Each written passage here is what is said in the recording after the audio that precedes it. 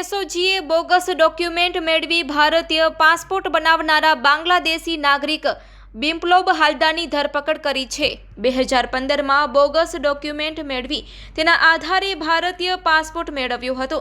પશ્ચિમ બંગાળના એજન્ટ 56 મારફતે નડિયા જિલ્લામાં કલ્યાણીમાં જન્મ થયો હોવાના પુરાવા ઊભા કરી બોગસ જન્મના પ્રમાણપત્ર, આધાર કાર્ડ, વોટર કાર્ડ અને પાન કાર્ડ સહિતના તમામ ભારતીય ડોક્યુમેન્ટ બનાવ્યા હતા।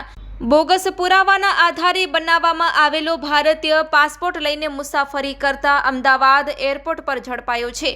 બાંગ્લાદેશી નાગરિક બિપ્લોબની ધરપકડ કરી પૂછપરછ કરતા સામે આવ્યું કે તે ભારતીય પાસપોર્ટના આધારે 6 વર્ષ સુધી કુવૈતમાં નોકરી કરી આવ્યો હતો, જે બાદ બાંગ્લાદેશના વિઝા મેળવી બાંગ્લાદેશ ગયો હતો। ત્યાં બાંગ્લાદેશી મહિલા સાથે લગ્ન કર્યા હતા। લગ્ન કરીને ફરીથી ભારત આવ્યો હતો। ભારતથી બીજી વાર પૈસા કમાવા માટે કુવૈત જતો હતો। તે સમય ઇમિગ્રેશનની તપાસમાં તે ઝડપાયો છે।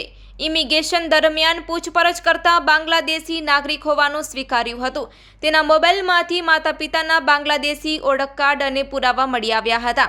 બોગસ પાસપોર્ટના આધારે બાંગ્લાદેશી આરોપીની ધરપકડ કરવામાં આવી છે।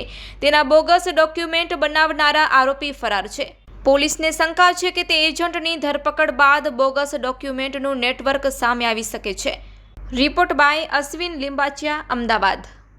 बिप्लोब हलदार नाम का एक व्यक्ति है जो रहने वाला बांग्लादेश सिटीजन बांग्लादेश का था। उसने पश्चिम बंगाल के कल्याणी म्यूनसिपैलिटी में अपना झूठा बर्थ डेट तैयार करवाया सर्टिफिकेट, और उसके आधार पे आधार कार्ड, इलेक्शन कार्ड सब बनवा के फिर फर्जी पासपोर्ट भी तैयार करवाया, जिससे वो इंडिया में रह सके। और उसने अहमदाबाद एयरपोर्ट पर उतरा तब इमिग्रेशन अधिकारी ने एक फर्जी पासपोर्ट है इसलिए उसको इंक्वायरी की और उसकी फरियाद के आधार पे उसको अरेस्ट किया है और आगे की तपास चालू है। अहमदाबाद एयरपोर्ट अभी तो बोल रहा है कि वो कामकाज करने के लिए आया था, यहाँ रहने के लिए आया था, मगर आगे इन्वेस्टिगेशन में जो निकलता है वो बाद में पता चलेगा।